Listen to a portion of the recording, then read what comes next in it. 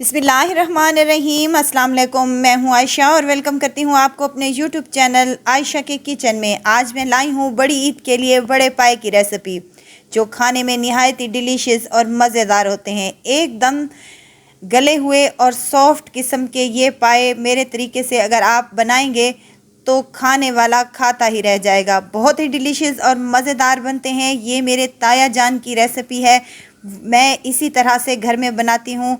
आप भी इस ईद पर ज़रूर ट्राई कीजिएगा। इंशाल्लाह ताला आपको रेसिपी ज़रूर पसंद आएगी। रेसिपी पसंद आए तो लाइक कर दीजिए और आयशा के किचन को सब्सक्राइब भी कर दीजिए। तो चलते हैं अपने किचन में और आज की मज़ेदार सी रेसिपी को बनाना स्टार्ट कर लेते हैं।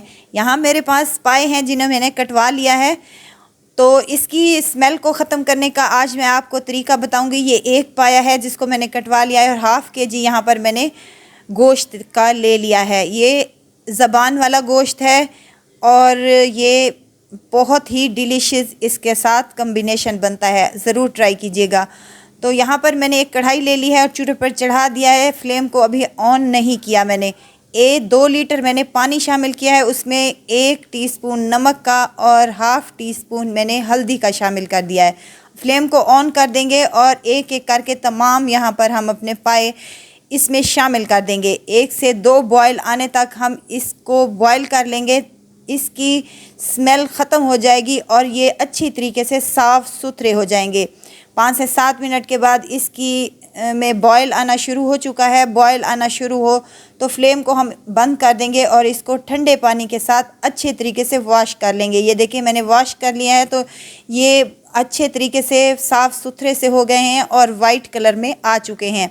अब हम इनको पकाने की तैयारी कर लेते हैं। अब यहाँ एक कुकर ले लिया है, प्रेशर कुकर में ही मैं बनाऊँगी। तो हाफ़ कप मैंने इसमें ऑयल का शामिल किया है और 2 मीडियम साइज़ के प्याज हैं, जिन्हें रफली सा आप काट लें।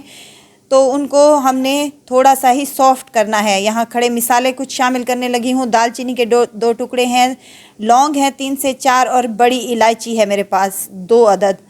इसको शामिल करने के बाद हम प्याज़ों को हल्का सा सॉफ्ट करेंगे। कोई कलर नहीं देना, कुछ भी नहीं करना। अब पाए जो हमने धोकर साफ़ करके रखे थे वो भी इसमें शामिल कर देने हैं और इनको अच्छे तरीके से फ्राई कर लेना है। अब कुछ मिसाले शामिल करने लगी हूँ मैं। कुटी हुई लाल मिर्च है मेरे पास 1.5 चम्मच यहाँ सूखा धनिया है, हाफ़ चम्मच यहाँ पर मेरे पास हल्दी का है, नमक हाफ़ चम्मच है। आप अपने टेस्ट के मुताबिक मिसाले कम या ज़्यादा कर सकते हैं। 2 से 3 टमाटर लिए थे, लाल वाले टमाटर हैं। ये शामिल करने के बाद आप अच्छे तरीके से 5 से 7 मिनट तक इसकी भुनाई कर लें और उसके बाद हमने 1.5 लीटर के करीब इसमें पानी शामिल किया है। पानी शामिल करने के बाद हमने इसको कवर लगा देना है और तकरीबन 45 मिनट तक इसको हमने वेट पर लगा देना है। मैंने तकरीबन 30 मिनट के बाद इसका कवर खोला है तो माशाल्लाह से अच्छे खासे ये टेंडर हो चुके हैं और हड्डी से गोश्त छोड़ना हड्डी ने शुरू कर दिया है। इसका मतलब है कि ये हाफ़ गल चुके हैं। यहाँ जो गोश्त मैंने ज़बान वगैरह का रखा था वो भी इसमें शामिल कर दें। अब थोड़ा सा 1 गिलास के करीब इसमें पानी और मज़ीद शामिल कर लें और इसको अच्छे तरीके से मिक्स करते हुए आपने इसको कवर लगा देना है तकरीबन आधे घंटे के लिए। आधे घंटे में ये माशाल्लाह से अच्छे से सेट हो जाएंगे और बेहतरीन से ये सॉफ्ट हो जाएंगे और हमारे गल कर रेडी हो जाएंगे।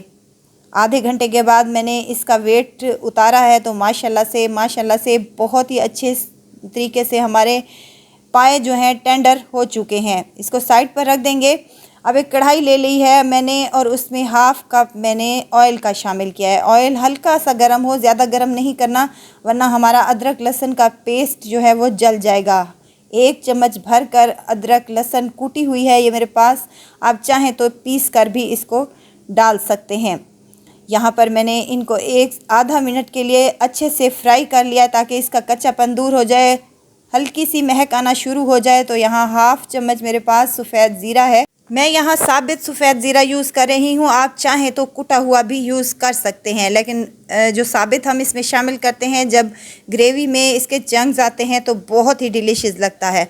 अब फ्राई हो चुके हैं हमारे लहसुन और हमारा सफ़ेद ज़ीरा, तो इसमें हम ये पाए जो हमने गला कर रखे थे वो इसमें शामिल कर दें। अच्छे तरीके से कुकर को साफ़ कर लें ताकि कोई भी चीज़ वेस्ट ना हो। अब इसकी हमने भुनाई करनी है। ये बात मेरी याद रखें कि जितना हम हांडी को भूनेंगे उतना ही इसका टेस्ट और फ्लेवर बढ़ेगा।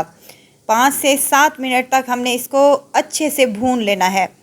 अब यहाँ पर ऑयल की मिकदार मैं आपको बता दूँ, हाफ़ कप मैंने पहले ऑयल इसमें शामिल किया था और हाफ़ कप इसमें बाद में शामिल किया था। टोटल मैंने इसमें 1 कप ऑयल शामिल किया है।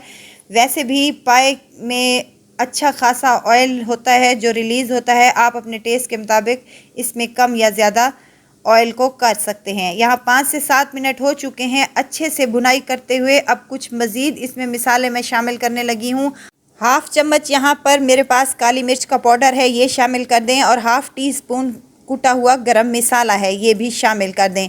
दही शामिल करने लगी हूँ, 3 से 4 चम्मच ये शामिल कर दें, और 2 से 3 हरी मिर्चें हैं जिनकी मैंने डंडी नहीं निकाली, ये भी इसमें शामिल कर दें। अब मज़ीद इसको 2 से 3 मिनट तक फ्राई कर लें ताकि दही जो अपना पानी छोड़ेगी वो भी खुश्क हो जाए और मसाले भी इसमें अच्छे से जज्ब हो जाए।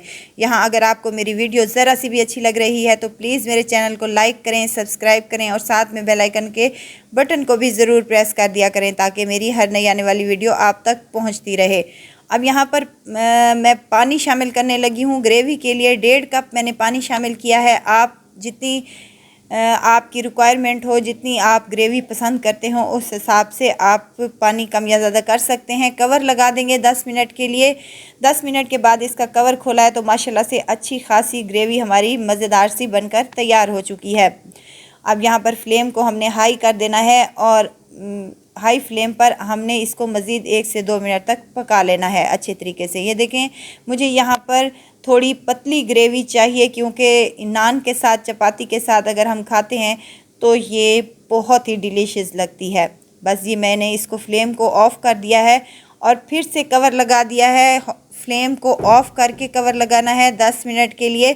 10 मिनट के बाद माशाल्लाह से बहुत ही मज़ेदार से हमारे बड़े के पाए बनकर तैयार है। अगर इस ईद पे आपने अपने घर वालों से दाद वसूल करनी है तो मेरी इस रेसिपी को ज़रूर ट्राई कीजिएगा। डिश आउट कर लेते हैं। बहुत ही टेस्टी, बहुत ही मज़ेदार और बहुत ही यूनिक किस्म के ये बड़े के पाए मैंने आज आप लोगों के लिए तैयार किए हैं। आप इसे नान के साथ, चपाती के साथ, पूरी के साथ या पराठे के साथ, आपकी मर्ज़ी पर डिपेंड करता है आप जिस चीज़ के साथ इसको लें। बहुत ही डिलीशियस और बहुत ही ज़बरदस्त लगते हैं। उम्मीद करती हूँ कि मेरी आज की ये रेसिपी आपको ज़रूर पसंद आई होगी। रेसिपी पसंद आए तो लाइक कर दीजिए और आयशा के किचन को सब्सक्राइब भी कर दीजिएगा। आपका बहुत बहुत शुक्रिया। तो ज़रूर ट्राई कीजिएगा और दुआओं में मुझे ज़रूर याद रखिएगा। खुश रहें, खुशियाँ बाँटें। इजाज़त चाहती हूँ, फिर आऊँगी इंशाअल्लाह नई और मज़ेदार सी चटपटी रेसिपी के साथ। आयशा को दीजिए इजाज़त। अपना बहुत सारा ख्याल रखिएगा। दुआओं में मुझे याद रखिएगा। अल्लाह हाफ़िज़।